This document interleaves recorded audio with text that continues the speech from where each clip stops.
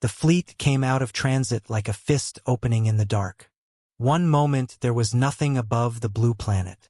The next, 43 ships hung in orbit, war cruisers the length of small cities. Troop carriers were packed with soldiers who had not yet been needed. 3 command vessels were so massive they bent the light around their edges.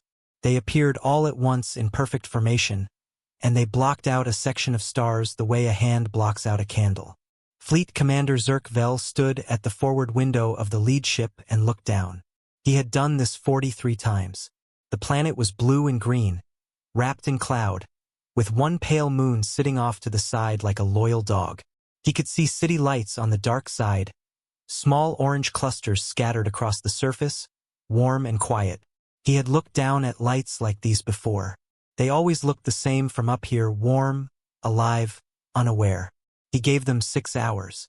6 hours was the standard, enough time for them to look up, to count the ships, to understand the shape of what was happening. Enough time for whatever passed as a leader on this planet to do the math. The math was always simple. The math always worked. He had never, in 43 campaigns, seen a civilization find a way around it. He went to his quarters and read the file on this species. They called themselves humans. 1 planet, 1 moon, no colonies beyond a small space station that could hold at most 6 of them at a time, no faster than light travel. Their weapons technology was roughly 200 years behind Vale's standard, which meant it was impressive by their own measure and irrelevant by his. They had managed to split their own atom, which most species eventually did, and they had built weapons around that. The file noted they had quite a lot of these weapons, more than seemed necessary for 1 planet. Zerk Vel read this, then moved on. He had seen nuclear weapons before. He had seen what they could do on the ground. From orbit, they were not a concern. He finished the file, ate a meal, and returned to the forward window. His communications officer turned from her console. She looked mildly puzzled. "They've responded, Commander. Terms? No terms. They want a direct channel." She paused. "They responded in 40 minutes. He looked at her for a moment. No civilization had ever responded in 40 minutes. 6 hours was the standard because 6 hours was how long shock took to become reality, and reality took time to become words. 40 minutes was not shock. 40 minutes was not acceptance. He did not know what 40 minutes was, but it did not feel like what he was used to. "Open the channel," he said. They put him in a white room. A table, 2 chairs, nothing on the walls. The kind of room that told you nothing about the people who made it, which was either very smart or very careless. His holographic image was projected on their end. On his end, he could see her clearly. The human was a female, not young. Her hair was gray at the temples and cut short. She wore a military uniform with nothing on it. No medals, no rank decorations that he could read, just the plain fabric of the garment. Vel commanders of her apparent seniority wore their history on their chest. She wore nothing. She sat with her back straight and her hands flat on the table. In front of her was a printed copy of the subjugation terms his fleet had transmitted. She was reading them, not pretending to read them, actually reading. Her eyes moved line by line down the page. She had a pen in her right hand, a simple one, the kind used for putting marks on paper, and she was writing in the margins. Zerk Vel waited. She turned a page. She wrote something, turned another page. In 43 campaigns, no one had made him wait while they took notes on their own surrender terms. Some cried. Some talked without stopping. Some sat in silence because silence was the only thing left. No one had ever treated the moment like a document to be reviewed. She turned the last page, read it, and put the pen down. She looked up at him. Her eyes were brown, very still, the eyes of someone who had already made a decision and was now simply dealing with the next part. "I've read your terms," she said. Her name, he had been told, was General Amara Oe. She commanded what Earth called its Defense Council. "They are standard," Zerk Vel said. "Non-negotiable." She nodded once. Not agreement, acknowledgement, as if he had confirmed something she already knew. "Full political control of the planet transfers to the Veiled Dominion," she said. Not reading from the document, just stating the terms from memory. 40% of our yearly resource output becomes tribute. Our military is dissolved. Our leaders serve in an advisory role with no actual authority. She paused. And paragraph 14 says that any organized resistance after signing is punishable by the destruction of a civilian population center. That is correct. She was quiet. She looked at the document once more. Then she looked at him. The pen was still in her fingers. He could see that it had been chewed at the top, the way a person does when thinking hard. The wear was old. The pen had been used like this over many months in many long meetings. She put it down. "We respectfully decline," she said. He looked at her. She looked at him. "You understand what that means?" he said. "Yes." "You've seen the fleet above your planet." "Yes." "Then you understand what comes next?" "Yes," she said. Her voice did not change. Her hands did not move. She was sitting the same way she had been when he first saw her, and she looked at him the way someone looks at something they have already accounted for. "I expect we do." He chose a coastal city on the edge of a large ocean. It had about 1.5 million people. He chose it because it was large enough to be understood and far enough from their capital that the government would survive the lesson. That was the point of the lesson. The government had to survive it. They had to feel the shape of what losing would look like before they chose not to lose.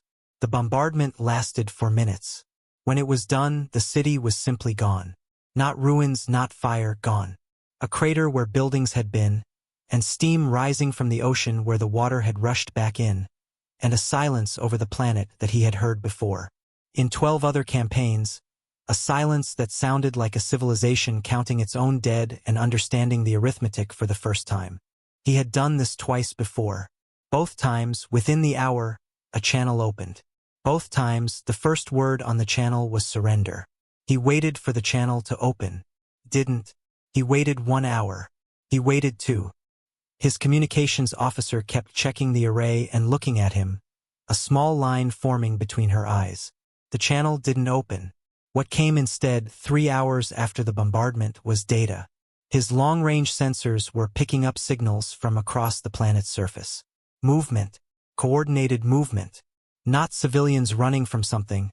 Not the chaos of a population in shock, but organized, deliberate, simultaneous movement across 6 separate landmasses.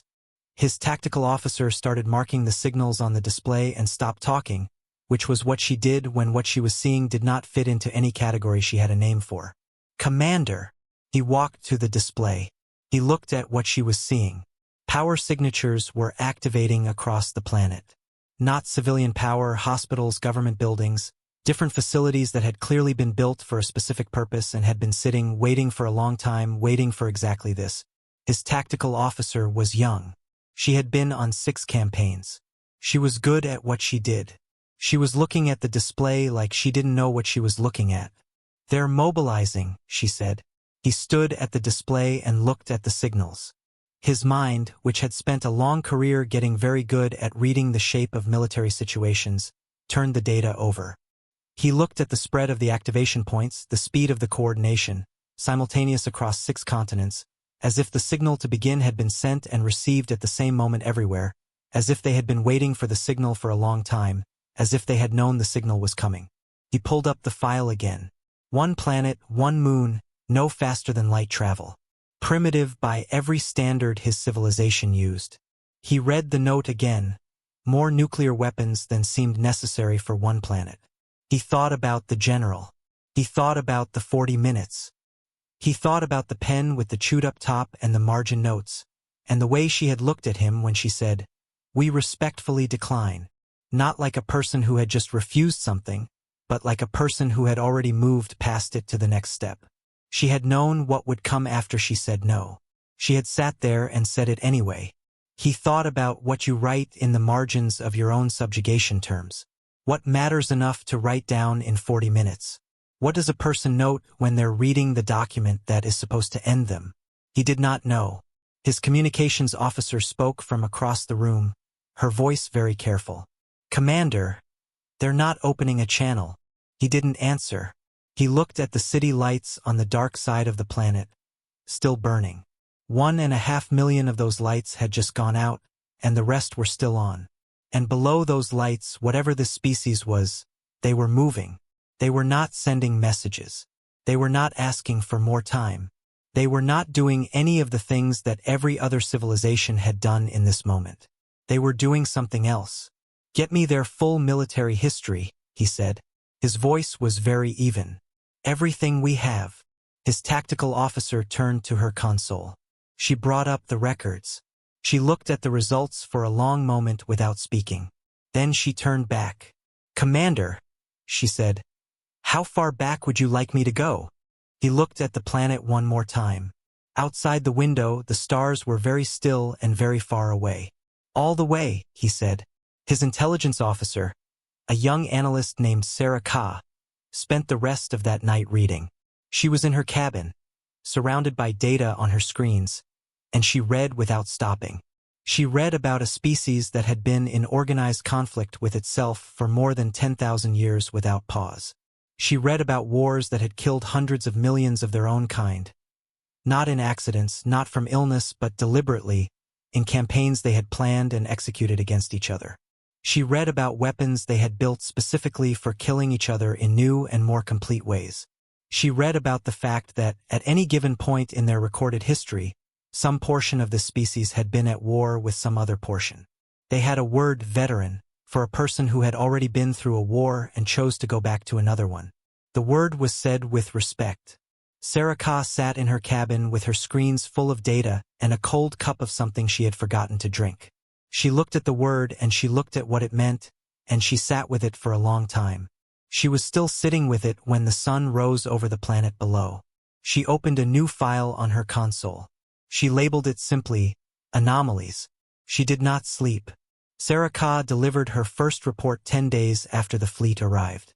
She stood in the briefing room in front of Zirkvel and his senior officers, with her data on the large display behind her, and she was calm for exactly the first 3 minutes. She went through the basics: planet size, population, resource output, the structure of their governments. She used her careful analyst voice. She kept her hands still.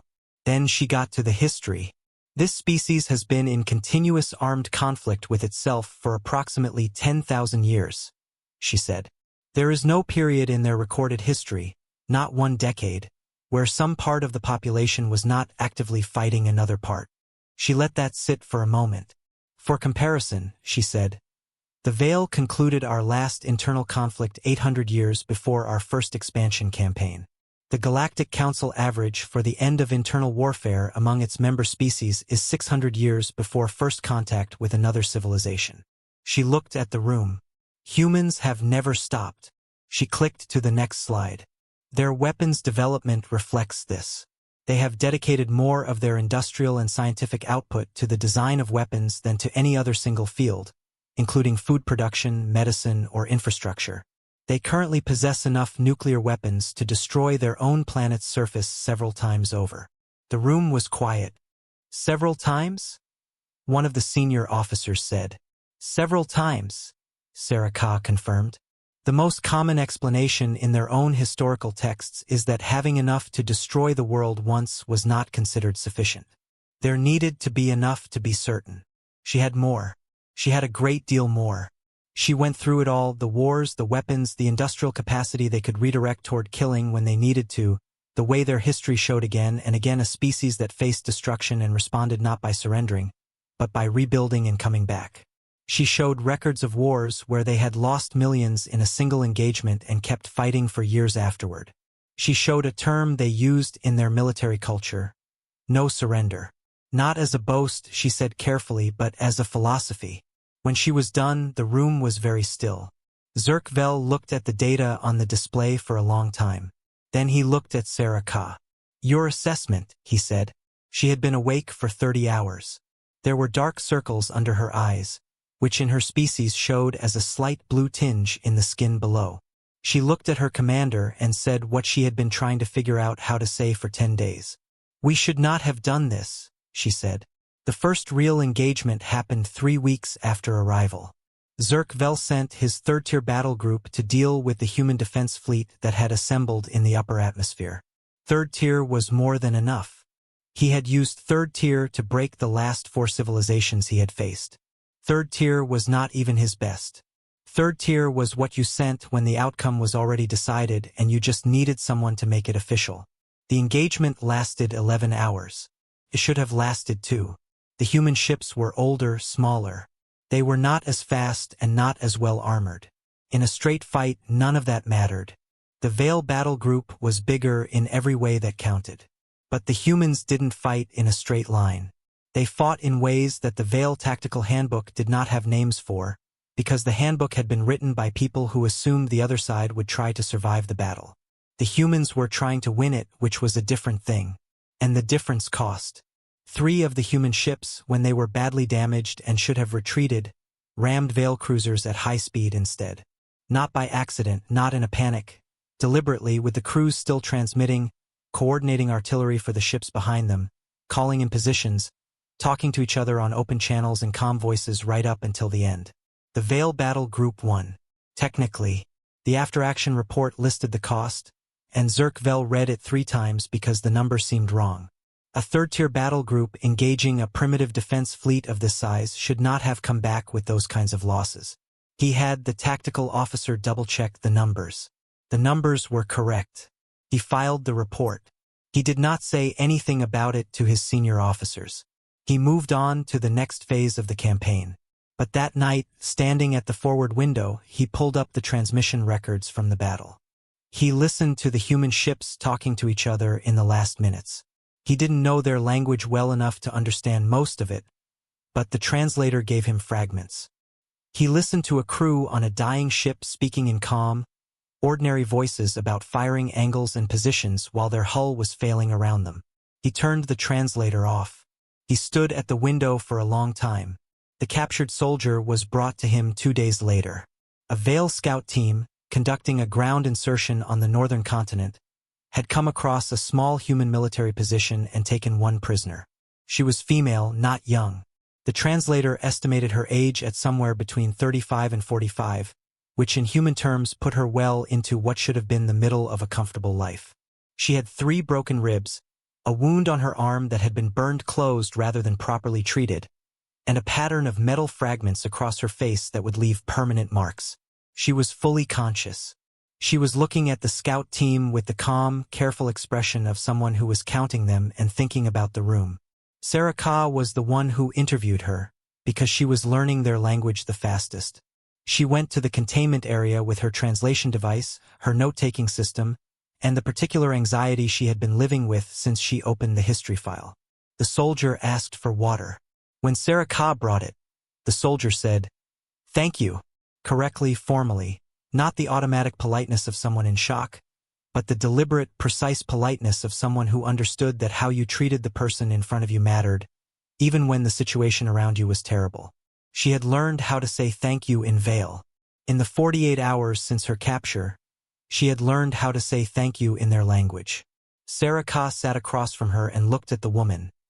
The broken ribs, the burned wound, the metal in her face, and felt something she did not have a clean word for.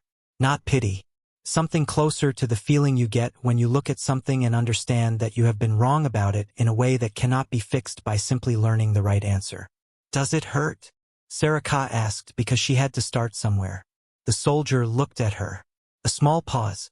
"Yes," she said. "It does." "You're not." Sarah Ka searched for the right word. "You're not showing it." The soldier considered this for a moment. Then she said simply, "I know." Sarah Ka opened her file. She had 30 questions prepared.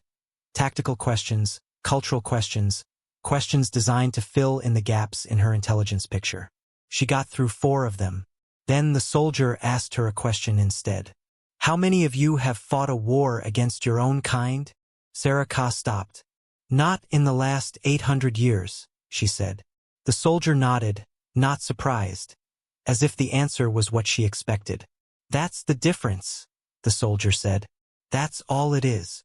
Sarah Ka wrote this in her file. She didn't know what to do with it yet. She put it in the anomalies folder, which had, at this point, become the largest folder in her system. She went back to her quarters and sat in the dark, thinking about what all the differences were worth. She had 3 reports to write. She had data to analyze. She had a picture of the species that was becoming, With every piece of information she added to it, something she did not want to have to describe to her commander. She wrote the reports anyway. The Biological Weapons Division made their proposal 4 weeks into the campaign. The director came to Zirk-Vel with a professional face and a clean presentation. His division had developed a pathogen specifically engineered for human biology. It targeted a key protein in their cellular reproduction. By every model they had, it was a fast and efficient solution. They had used a similar approach against the Corvi 7 years ago. The Corvi had not survived it. Zirk-Vel approved the deployment. 3 days later, the pathogen was released in 3 target zones. The first reports were promising. Infection was spreading at the expected rate. Symptoms were presenting on schedule. A portion of the population was sick, moving toward the projected outcome. Then the reports changed. 3 weeks after the initial release, the pathogen's spread slowed. Then it stopped spreading as efficiently. The infected population was producing a defense, a biological counter that was, the division director explained with a face that had lost some of its professionalism, not supposed to be possible at this speed. Zirk-Vel looked at the data. How fast? 3 weeks, the director said. For a pathogen we spent 4 years developing. And the ones who were infected before the defense spread? The director's face did something complicated. Some of them died, he said. The others, he stopped. He looked at his data. The others recovered and went back to their units. Zirk-Vel looked at him. They recovered from a lethal pathogen and returned to active combat? Yes, Commander. Within what time frame? The director looked like a man who wished he was somewhere else. Days, he said. In several documented cases, within 48 hours of the fever breaking. Saraka's anomalies folder now contained 612 separate entries. She sat in her cabin late one night and looked at the list. She had entries on the prisoners, on the battle records, on the biological weapons data, on 17 different specific incidents during ground engagements where human soldiers had done things that didn't have a category in standard tactical analysis. She had a long entry on their military history and an even longer entry on what happened to civilizations that lost, then rebuilt, then fought again. She had an entry she had written at 2 in the morning and then stared at for a long time before deciding to keep it. It said, "They have been practicing for this, not for us specifically, but for something like us. For 10,000 years, they have been practicing for exactly this kind of war against something bigger and better equipped than themselves. And they have been losing that war over and over again inside their own borders, and getting up and trying differently, and losing again and getting up again. And the ones who survived those wars survived because they were the ones who figured out how to fight while losing. We are not their first enemy. We are just the newest one." She closed the folder. She went to the forward observation room because she couldn't sleep and she needed to see something other than screens. She stood at the window and looked at the planet below. It was still lit up. The cities on the dark side were still on. The city she had watched disappear in the bombardment 3 weeks ago was the only dark spot. The rest were still burning. She pressed her hand against the cold glass and looked at all those small lights. She thought about a species that looked up at 43 warships and responded in 40 minutes, and a general who chewed her pen and took notes in the margins of her own surrender terms. She thought about the soldier who had learned to say thank you in their language in 48 hours, who had broken ribs, a burned arm, and metal in her face, and was counting heads when they walked into the room, who had said, "That's the difference. That's all it is." Saraka did not yet know what to do with the full weight of all of it. She was still building the picture, but she was a good analyst. She was good at seeing what a picture was becoming before it was finished. And the picture that was becoming clear to her, in the long quiet of the ship at night with the planet below and its stubborn burning lights, was not the picture of a civilization that was going to bend. She filed her next report in the morning. She labeled the last section for the first time not conclusions, but warning. She sent it to Zirk-Vel, went to get something to eat, and tried not to think too hard about whether anyone was going to listen to it. 6 months after the fleet arrived, Zirk-Vel stopped eating dinner in the command mess with his officers. He told them it was about scheduling. It wasn't about scheduling. It was because he had started to find the conversations unbearable in a way he couldn't explain without saying things he wasn't ready to say out loud. His officers were people he had served with for years, people who were good at their jobs, and they sat around the table every evening and talked about the campaign in the language of people who still believed the campaign was going the way it was supposed to go. He could not make himself sit there and speak that language anymore. The war was 6 months old. By every standard Zerkvel knew, a campaign against a civilization at this technological level should have been finished in 8 weeks, maximum 12 if the civilization in question was particularly stubborn at the start. The record for a non-peer civilization holding out against a Veil campaign was 4 months, and that species had the benefit of a planetary defense grid that took time to dismantle. Humans had no defense grid. They had no shields, no organized orbital platforms, nothing that should have made this last more than a few months. 6 months. They were still fighting. And the thing Zerkvel turned over every night, alone in his quarters, was that they were getting better. The data came from Sarah Ka. She brought it to him in a quiet meeting in his office, just the two of them. With the door closed, she laid it out on his desk. Engagement records, month by month, 6 months of contact between Veil forces and human forces. She pointed to the trend line. In month 1, Veil forces in ground engagements won approximately 80% of the time. In month 2, 73%. In month 3, 67%. In month 4, 60%. In month 5, 54%. She pointed to month 6, 49%. Zerkvel sat with that for a moment. The forces we're deploying haven't changed significantly, he said. No, Commander. So the change is on their side. Yes. He looked at the trend line.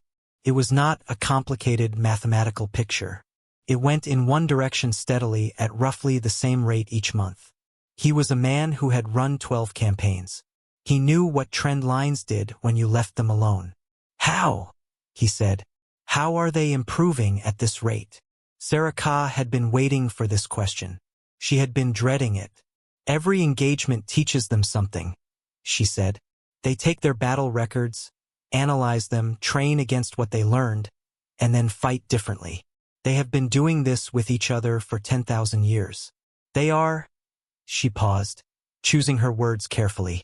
They are very good at learning how to fight a specific enemy. They've adapted their tactics to us in 6 months.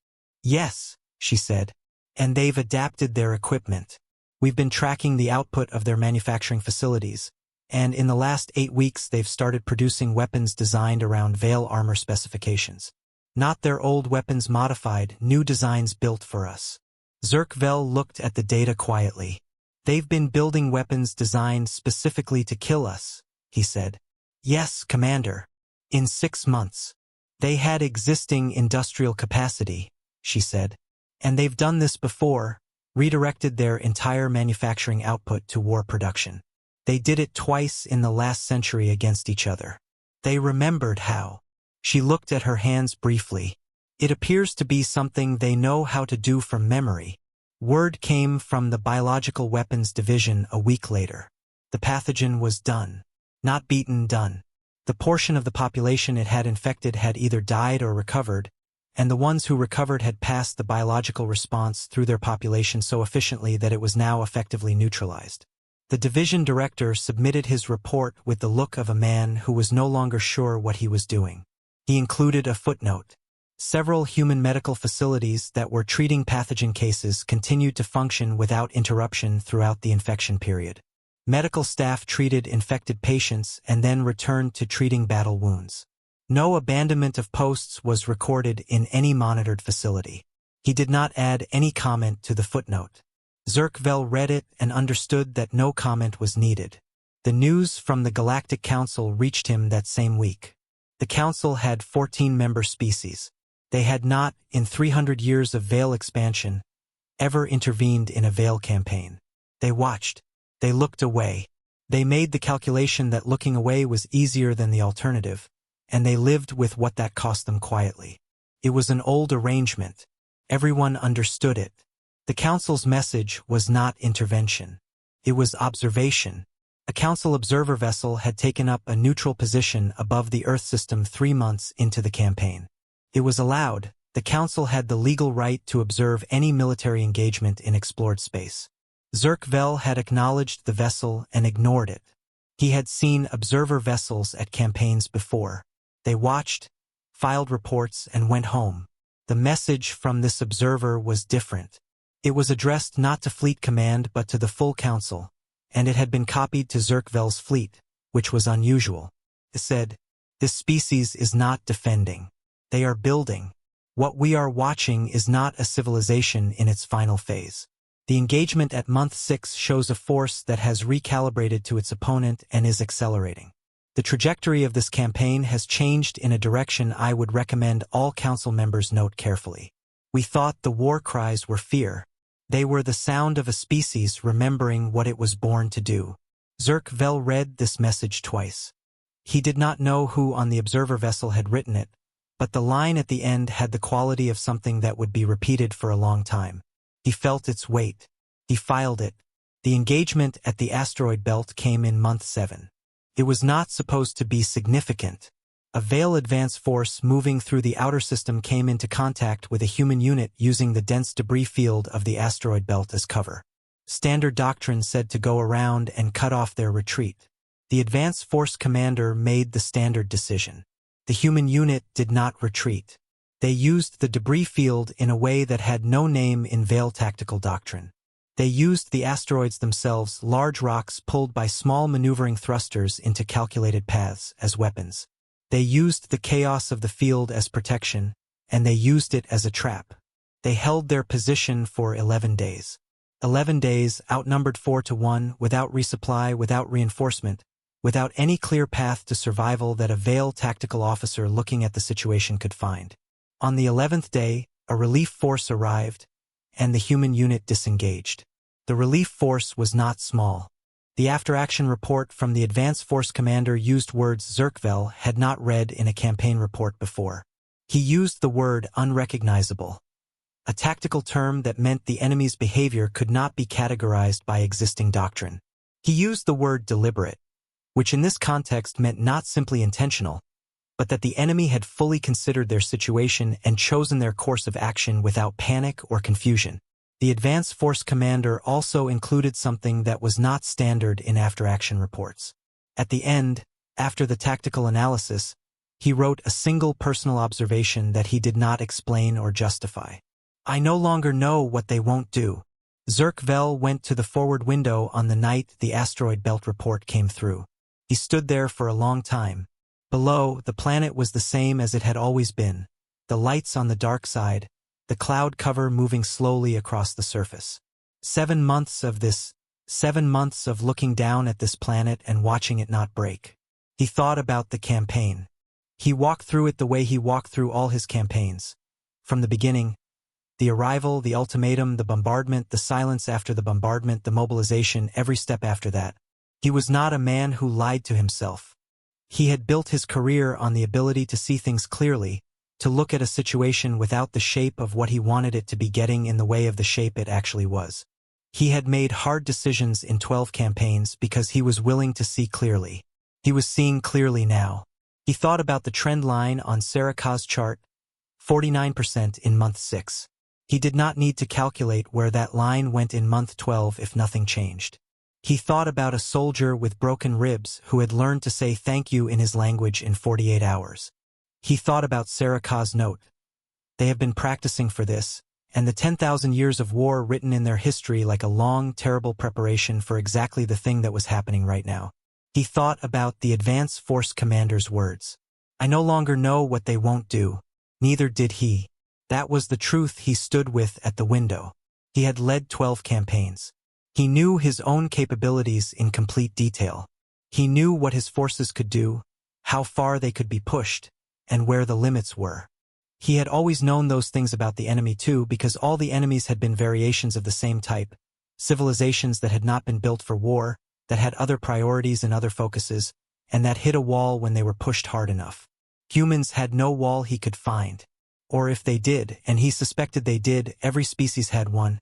He had no idea where it was. He had no idea what it would take to find it. He had no idea, and this was the thing he stood at the window with, whether finding it was something his fleet could still accomplish. He pressed his hand flat against the cold glass. Below, the lights burned. All of them still burning. Month 7 of a campaign that should have been over in 8 weeks, and the lights were still on and the weapons factories were running. And down there, somewhere in a room or a ship or a command post, General Amara Oe, who had chewed her pen and taken notes on her own surrender terms, was probably looking at data of her own. Zerkvel wondered what her trend line looked like. He suspected he knew. He left the window. He went to his desk. He wrote 2 messages. One was to Fleet Command, marked with the level of classification that meant very few people would read it. The other was to Sarah Ka. The one to Fleet Command said that the campaign was not progressing as projected and that revised timelines were needed. He wrote it in the careful, formal language of reports, which meant it said less than it meant. Fleet Command would read the careful language and know he was telling them something. They would ask for more detail. He would provide it. The one to Sarah Ka was shorter. Keep the anomalies file. I need everything in it. He sent both messages, then sat alone in the quiet of his office and thought about 43 campaigns and what they had taught him, and what this one was teaching him that none of the others had. He sat there for a long time. On Earth, in a command facility on the west coast of the largest continent, General Amara Oe sat at a table with 6 of her senior officers and looked at the same trend line in reverse. Their line went up month by month. Their win rate in direct engagements climbed. Their losses per engagement dropped. The supply lines were holding. The factories were running at full capacity. The soldiers who had survived the early months were teaching the ones who came after them. She looked at the data. She uncapped her pen. She wrote 2 words in the margin of the engagement summary. She circled them. She did not say them out loud. There was no need to say them out loud. Everyone in the room could see the line. Everyone in the room was doing the same quiet math. They had been here before. Not here exactly. Not this war, not this enemy, but the shape of it. The long start, the terrible cost, the slow turn. When the turn finally came, they had been in this shape of war more than once. And they knew what it felt like when the numbers started to move. They knew this feeling. Oe looked at the trend line one more time. She capped her pen, put it down on the table, and said to her officers in the plain, direct voice of someone who was done waiting, start drawing up the next phase. The Veil sent their peace envoy 14 months after the fleet arrived. Her name was Vel Mara. She had conducted 17 surrender negotiations in her career for the Veil Dominion, in 14 different systems. She was very good at her job. She wore her experience in the smooth, professional way of someone who had sat in difficult rooms many times and had never left one without getting what she came for. She had a draft treaty already written before she boarded her ship. She had written it the way she always wrote these things. A document that looked like a negotiation but was actually a more comfortable form of the original terms. The losing side would feel that they had argued for something and received something. The winning side would get everything they came for. Everyone would leave with their dignity approximately intact. This was the art of what she did, and she was proud of it. She had never had any reason not to be. She read the campaign data on the way to the neutral station, all 14 months of it. She read it with the disciplined eye of someone who had read a lot of campaign data and understood it as background texture, the context that told you how stubborn the other side had been, and therefore how large a gesture of magnanimity you should make when you sat down with them. She read the first 3 months and made notes. She read months 4 through 8 and stopped making notes. She read months 9 through 14 very carefully, sitting very still, and she did not write anything down at all. When she arrived at the neutral station and stepped off her ship, and the aide who was meeting her asked if she needed anything before the summit began, she said she needed an hour alone. She spent that hour reading the data again. The meeting room was on the neutral station's 3rd level, a plain space with a long table, 2 sets of chairs, and a view through a wide window of the planet below, and the scattered remains of what had been the Veil advanced positions around it. The debris caught the light and made small, bright points in the dark, which Vel Mara thought, when she walked in, was a very unsettling reminder of how the last 14 months had gone. She chose a seat. She arranged her documents. She folded her hands. The human delegation arrived. There was one of them, a single person, a woman not young, wearing a dark suit and comfortable shoes. No military escort. No ceremonial armor. No display of any kind. She walked in the same way you walk into a meeting you have had 100 times before and find mostly tedious. She looked at the room and sat down across from Velmara. She put a small bag on the floor next to her chair. She poured water into both glasses. Then she looked at Velmara and said, "Thank you for coming." In accented but correct Vale. Velmara studied her. Ambassador Yarachin. The file said she had been a diplomat for 23 years. It also said she had spent 4 of those years as a field medic before that, which was a combination Velmara had found unusual enough to read twice. "Thank you for the invitation," Velmara said carefully. "I hope the station is comfortable. We had limited time to prepare." Chun looked at the table, then at Velmara. She had the manner of someone who was genuinely trying to make the situation as easy as possible for the person across from her, which, under the circumstances, Velmara found disorienting. "I understand you've been traveling for some time." "I have," Velmara said. "Long journey," Chun said. "Yes. Do you need anything before we begin?" "We have." Chun reached into the small bag and put a thermos on the table. "I didn't know what you'd prefer to drink, so I brought an extra of what I have. It's coffee. You've probably encountered it. It's very—" She paused. "It's an acquired taste." Velmara looked at the thermos. She looked at the human woman who had apparently brought a warm beverage to a peace summit at the end of a war her species had just won. "Thank you," she said. "Any time," Chun said, and pushed a single folder across the table. Velmara opened the folder. She had her own draft treaty tucked at her side. Ready.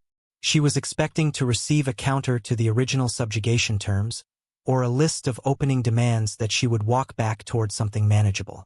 She was expecting the folder to be the beginning of a negotiation. It was not the beginning of a negotiation. It was a completed document. Terms fully written, ready for signature. She read the cover page. She turned to the first section. She read it slowly. Then she turned back to the beginning and read it again. The terms required the Vale Dominion to pay reparations for the destruction of the coastal city and for all other damage caused during the 14-month campaign. The reparations were large, but not ruinous.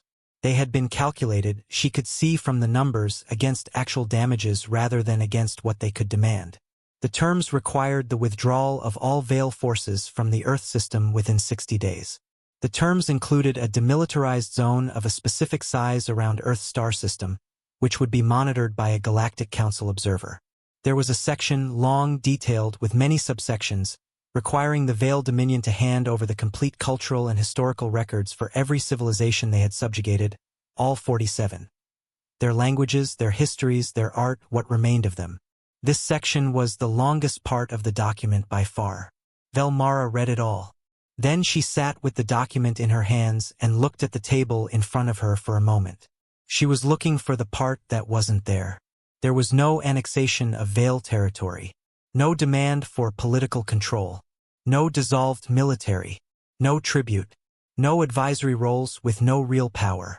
None of the things that had been in the original terms, the things she had assumed would simply be turned back on the Vale, the way defeated powers were always given a version of what they had tried to do to others. It wasn't there. She looked up at Yarachin. Chan was drinking her coffee, both hands around the cup, watching Velmara with the calm, patient look of someone who knows they have handed someone something difficult and is giving them appropriate time. "You've won," Velmara said. The words came out very plain. Not diplomatic, just a true thing. "You've pushed us back. The engagement data, you know what it shows. You could take territory. You could demand our military's dissolution. You could write these terms the way we wrote ours." She looked at the document. "Why didn't you?" Chun put her coffee down. She was quiet for a moment. She turned her cup in her hands once, then set it flat on the table. "Because we know what unreasonable costs," she said. Velmara waited for more. There wasn't more. "That's not a full answer," she said. "It's the honest one," Chun said. "We've been on the losing end of terms like yours before. Not with you, with ourselves. We've written surrender documents for each other. We've lived under them. We know what those terms make a civilization into." She looked at the folder on the table between them. "We're not interested in making the Vale into that. The fleet came out of transit like a fist opening in the dark. One moment there was nothing above the blue planet. The next, 43 ships hung in orbit, war cruisers the length of small cities, troop carriers packed with soldiers who had not yet been needed, and 3 command vessels so massive they bent the light around their edges. They appeared all at once in perfect formation, blocking out a section of stars the way a hand blocks out a candle. Fleet Commander Zerk Vel stood at the forward window of the lead ship and looked down. He had done this 43 times. The planet was blue and green, wrapped in cloud, with one pale moon sitting off to the side like a loyal dog. He could see city lights on the dark side, small orange clusters scattered across the surface, warm and quiet. He had looked down at lights like these before. They always looked the same from up here, warm, alive, unaware. He gave them 6 hours. 6 hours was the standard, enough time for them to look up, to count the ships, to understand the shape of what was happening. Enough time for whatever passed as a leader on this planet to do the math. The math was always simple. The math always worked. He had never, in 43 campaigns, seen a civilization find a way around it. He went to his quarters and read the file on this species. They called themselves humans. 1 planet, 1 moon, no colonies beyond a small space station that could hold at most 6 of them at a time, no faster than light travel. Their weapons technology was roughly 200 years behind Vale standard, impressive by their own measure and irrelevant by his. They had managed to split their own atom, which most species eventually did, and they had built weapons around that. The file noted they had quite a lot of these weapons, more than seemed necessary for 1 planet. Zerk Vel read this, then moved on. He had seen nuclear weapons before. He had seen what they could do on the ground. From orbit, they were not a concern. He finished the file, ate a meal, and returned to the forward window. His communications officer turned from her console, looking mildly puzzled. "They've responded, Commander. Terms? No terms. They want a direct channel." She paused. "They responded in 40 minutes. He looked at her for a moment. No civilization had ever responded in 40 minutes. 6 hours was the standard because 6 hours was how long shock took to become reality, and reality to become words. 40 minutes was not shock. 40 minutes was not acceptance. He did not know what 40 minutes was, but it did not feel like what he was used to. "Open the channel," he said. They put him in a white room. A table, 2 chairs, nothing on the walls. The kind of room that told you nothing about the people who made it, which was either very smart or very careless. His holographic image was projected on their end. On his end, he could see her clearly. The human was a female, not young. Her hair was gray at the temples and cut short. She wore a military uniform with nothing on it. No medals, no rank decorations he could read. Just plain fabric. Vel commanders of her apparent seniority wore their history on their chest. She wore nothing. She sat with her back straight and her hands flat on the table. In front of her was a printed copy of the subjugation terms his fleet had transmitted. She was reading them, actually reading. Her eyes moved line by line down the page. She had a pen in her right hand, a simple one, and she was writing in the margins. Zerk Vel waited. She turned a page, wrote something, turned another. In 43 campaigns, no one had made him wait while they took notes on their own surrender terms. Some cried. Some talked without stopping. Some sat in silence because silence was the only thing left. No one had ever treated the moment like a document to be reviewed. She turned the last page, read it, put the pen down and looked up at him. Her eyes were brown, very still. "I've read your terms," she said. Her name, he had been told, was General Amara Oe. She commanded what Earth called its Defense Council. "They are standard," Zerk Vel said. "Non-negotiable." She nodded once, not agreement, acknowledgement. Full political control of the planet transfers to the Vale Dominion. 40% of our yearly resource output becomes tribute. Our military is dissolved. Our leaders serve in an advisory role with no actual authority. She paused. And paragraph 14 states that any organized resistance after signing is punishable by the destruction of a civilian population center. That is correct. She looked at the document once more, then back at him. The pen was still in her fingers, worn at the top from long use. She put it down. "We respectfully decline," she said. He studied her. "You understand what that means?" "Yes." "You've seen the fleet above your planet?" "Yes." "Then you understand what comes next?" "Yes." Her voice did not change. "I expect we do." He chose a coastal city on the edge of a large ocean. About 1.5 million people. Large enough to be understood, far enough from their capital that the government would survive the lesson. That was the point, the government had to survive it. They had to feel the shape of what losing would look like before they chose not to lose. The bombardment lasted for minutes. When it was done, the city was gone. Not ruins, not fire, gone. A crater where buildings had been, steam rising from the ocean where water rushed back in, and a silence over the planet. He had heard that silence before. In 12 other campaigns, it was the sound of a civilization counting its dead and understanding the arithmetic for the first time. He waited for the surrender channel. It did not open. He waited an hour, then 2. The channel did not open. What came instead, 3 hours after the bombardment, was movement. Coordinated movement across the planet's surface. Not chaos, organization. Deliberate, simultaneous activation across continents, as if they had been waiting for a signal. Zirk-Vel watched the data. Then he opened the file again. 1 planet. 1 moon. No FTL. Primitive. He read the note again. More nuclear weapons than seemed necessary. He thought about the general. About the 40 minutes. About the pen. She had known what would come after she said no. He turned to his officers. "Get me their full military history," he said. "Everything we have." Sarah spent the night reading. She read about a species that had been at war with itself for over 10,000 years. Wars that killed millions, not by accident but by design. A history where, at almost any moment, some part of the species was fighting another. They had a word for those who returned to war after surviving one veteran. It was said with respect. She didn't sleep. 10 days later, she stood before command and delivered her report. "This species has been in continuous armed conflict for approximately 10,000 years, she said. "There is no decade in their recorded history without war." The room was silent. For comparison, the Veil ended internal conflict 800 years before expansion.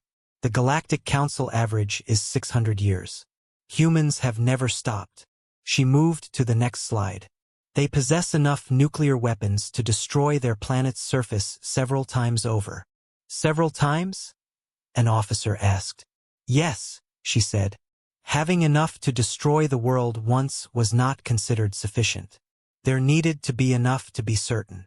She continued, "Wars, adaptation, resilience. A pattern repeated across millennia. Destruction, rebuilding, return." When she finished, Zirk-Vel looked at her. "Your assessment?" She hesitated, then said it plainly. "We should not have done this. The war did not end. It evolved. Engagements that should have lasted hours stretched into days. Humans fought in ways Veil doctrine had no words for. Sacrificing ships to destroy larger ones. Coordinating under impossible conditions. Adapting faster than expected. A biological weapon was deployed. Within weeks, humans developed resistance. Some recovered and returned to combat within days. 6 months in, Sarah presented a trend line. Veil victory rates declining steadily. Month 1, 80%, she said. Month 6, 49%. "They're improving," Zirk-Vel said quietly. "Yes." "How?" "They learn. Every battle teaches them. They adapt. They redesign weapons specifically for us. They've done this before with each other." He understood then. They were not just fighting. They were getting better at fighting him. 14 months after arrival, the Veil sent a peace envoy. Velmara expected negotiation. Instead, she received a finished treaty. Reparations for the destroyed city. Withdrawal within 60 days. A demilitarized zone. And a requirement to return the cultural records of every civilization the Veil had erased. No tribute. No control. No revenge. "You've won," she said. "Why not take more?" Yarachen, the human diplomat, answered calmly. Because we know what those terms do to a civilization, she said. We're not interested in making you into that. Strategic, Velmara said. And right, Chen replied. After a long pause, Velmara contacted Zerkvel and summarized the terms. What's your read? He asked. She brought coffee, Velmara said. There was silence. Then, sign the treaty. 20 years later, the war was history. Earth did not take a standard seat on the Galactic Council. Instead, a new role was created, guarantor. A species that claimed no territory, demanded no tribute, only ensured that agreements were honored. No one asked what happened if they weren't. No one needed to. Dr. Marcus Webb had an office on the council station with a window that looked out at the starfield on the station's quiet side, away from the docking bays and the traffic. He liked it because it was almost always still. In 12 years working on the station, first as a junior liaison, now as the senior human representative, he had done most of his best thinking in that stillness. He was sitting at his desk on a Tuesday morning, working through a trade dispute between two council members that had been dragging on for 6 weeks. When the knock came at his open door, he looked up. The Vale diplomat was young, 23, maybe 24 years old, which in Vale terms put him firmly in the early part of his career. He had a sharp, careful face and the kind of posture that said he was trying to look more certain than he felt. He was carrying a datapad and wearing the formal diplomatic colors, which on a young diplomat always looked slightly too large for them, the way formal clothing does when you haven't grown into what it represents yet. His name was S. Rin. Webb had met him 6 months ago when San was assigned to the council station. He had a reputation for asking the questions that his supervisors tended to find inconvenient. Dr. Webb, he said, do you have a few minutes? Webb gestured at the chair across from his desk. Sit down. Salian sat. He put the datapad on his knee. He did not look at it. He had the air of someone who had been thinking about a conversation for a while and had come to have it. Webb waited. I've been reading the war history, Salian said. Okay, Webb said. The full archive, not the summary. The engagement records, the intelligence files, the negotiation transcripts. He paused. Ambassador Chen's notes from the treaty session. She kept good notes, Webb said. She kept very detailed notes. Salian was quiet for a moment. The terms she offered. I've read them many times. I've been looking for the strategic logic. He looked at Webb. We didn't deserve those terms. Webb leaned back in his chair. No, he said. You didn't. Then why? Salian said. Not the practiced neutrality of a diplomat. A genuine question from someone who had been sitting with it and could not resolve it alone. You had won. The terms you offered us, you could have taken territory. You could have done to us what we did to 47 other civilizations. The math worked. The math worked, Webb agreed. So why didn't you? Webb looked at the window. The starfield, still and dark and very large. He had been asked versions of this question before by journalists, by researchers, by other council members who had their own reasons for wanting to understand it. He had different answers for different contexts. The strategic one, which Yarachan had given Mara in the treaty room. Unreasonable terms create reasons to come back. The political one, Earth needed allies, not subjects. The historical one, it had been tried the other way and the result was on record. He didn't give Salian any of those answers. He thought about the 3 wars he had served in before becoming a diplomat. He thought about a field hospital in the dark. The particular stillness of it when the shooting had stopped and there was just the work of what came after. He thought about what you understood about cost when you spent years watching it up close, what you understood about what was worth it and what wasn't. Someone had to, he said. Salian looked at him. That's not an answer. It's the only one I have that's true. That's not. Salian stopped. He looked at the datapad on his knee. He set it on the desk carefully, then looked back at Webb. We killed 1.5 million people in 4 minutes at the start. We deployed biological weapons. We did those things, and at the end you offered us terms that let us function, that let us keep our government, our military structure, our territory. You asked for money and cultural records. He shook his head slightly. How does someone make that decision? Badly, Webb said slowly. With a lot of argument. He looked at Salian. There were people who wanted the other terms.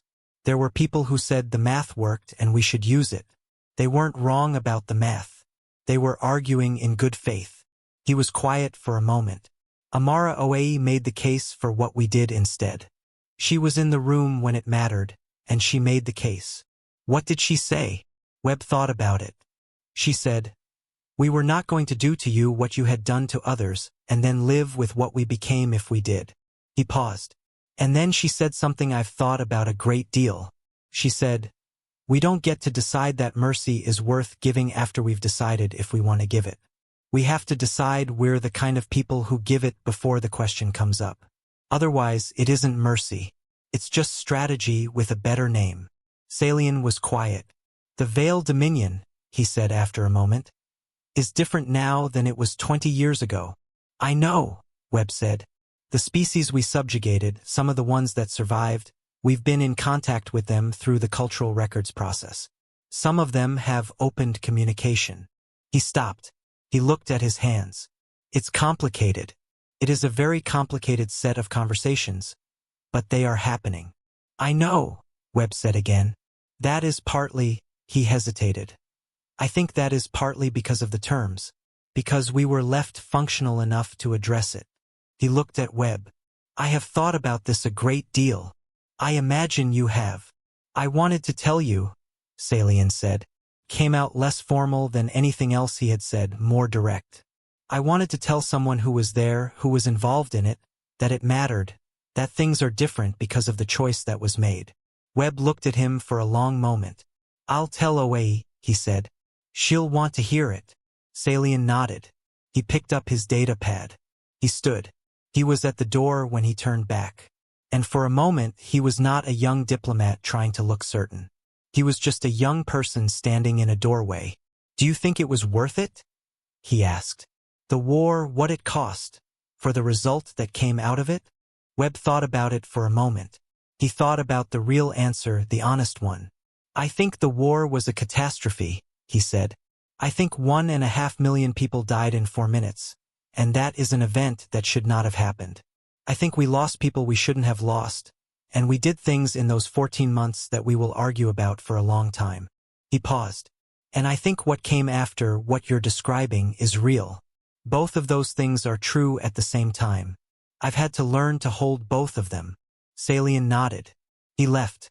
Webb sat with his starfield, his trade dispute documents, and the quiet of the station still sighed, and he thought about Amara Oei, who was retired now and lived somewhere on the East Coast, with a garden she sent him photographs of occasionally, and about Yara-chan, who was on Earth now too, consulting with the particular busy, in-retirement quality of people who don't know how to stop working, and about Sarah Ka, who had become one of the most cited analysts in council history and who had once told him that the anomalies folder was still the organizing framework she used for everything she didn't yet have a category for. He went back to the trade dispute. The alert came 3 weeks later. It arrived during a full council session. 14 species plus the Earth representation arranged around the circular chamber in their respective sections, in the middle of a discussion about navigation rights in a sector that 3 of them shared borders on. The alert was flagged by the Council's Outer System Monitoring Network, and it appeared on every member's display simultaneously. A new FTL signature. Origin. A system approximately 40 light-years from the Council's outer boundary. Unknown species. They had achieved FTL travel within the last several years. They had found the Council's communication network, and they had sent, as their first message into that network, an aggressive probe signal, a declaration of territory, a challenge. The kind of message a species sends when it wants to establish very early that it is not afraid of whatever it might find. The council chamber went still, not the still of surprise, but the still of recognition. Every species in that room had a history. Some of those histories included the moment of first contact, the calculation of what was out there and whether to be afraid. Some of those histories included what happened when that calculation went wrong. They all read the signal. Nobody spoke. On the council's display, the new species home system was highlighted. Their signal was replaying. It was, by any technical measure, clear and deliberate. A species that was young and had just found the stars, and had decided in that first loud moment that they were going to declare themselves before anything else could. Webb looked at the signal for a long time. He thought about 43 ships appearing above a blue planet. He thought about 6 hours that became 40 minutes. He thought about a general with a chewed pen writing in margins. He thought about all the things this new species did not know yet about what was out here, and about the 47 civilizations in the Council Archive whose histories were slowly, carefully being reconstructed, and about a coastal city that was gone. He thought about what it cost to learn. The Veil ambassador stood. He was older than when Webb had first met him. Zeracle had retired years ago, and the ambassador now was a different person, younger, who had come up through the changed dominion that the last 2 decades had built. But he had read the archive. He had read all of it. He stood, and he looked across the chamber at Marcus Webb. The room was very quiet. "Shall we inform them?" the Veil ambassador said. Webb looked at the signal on the display one more time, at the aggressive tone of it, at the coordinates of the system that had sent it, at all the confidence in it, the loud, first-breath confidence of a species that had just opened a door and decided to walk through it like it owned the hallway. He knew how this went. He had been on the other side of it. "Send them our full diplomatic package," he said. He was quiet for a moment. "And a map. Mark the asteroid belt at Proxima Centauri's second body." The Veil ambassador looked at him. Something moved in his expression. Something that was not quite a smile and not quite grief, but sat in the space between them. He nodded. The Council's communications officer began composing the message. Around the chamber, the 14 species sat with the particular weight of people who had learned something at significant cost and were now watching someone else about to begin the same lesson. There was nothing comfortable about that weight. There was nothing satisfying about it. It was just the thing you carried when you had been somewhere and knew the road. Webb looked at the starfield through the chamber's far window. Out there, 40 light-years away, a species that didn't know what it had done yet was waiting to see what would answer their signal. Something would answer. Something patient and experienced and not unkind. They would find out in time what they had started. And then, if things went the way Webb hoped they could, if the choice was made the right way when it had to be made, they would find out something else. Something harder to learn. Something that lasted longer. He looked at the display where their signal was still replaying, and he thought about a garden on the East Coast and an old general who grew tomatoes now and sent him photographs, and about all the things that were possible on the other side of a war if you were willing to choose them. The message was sent. The stars were very still. The work continued.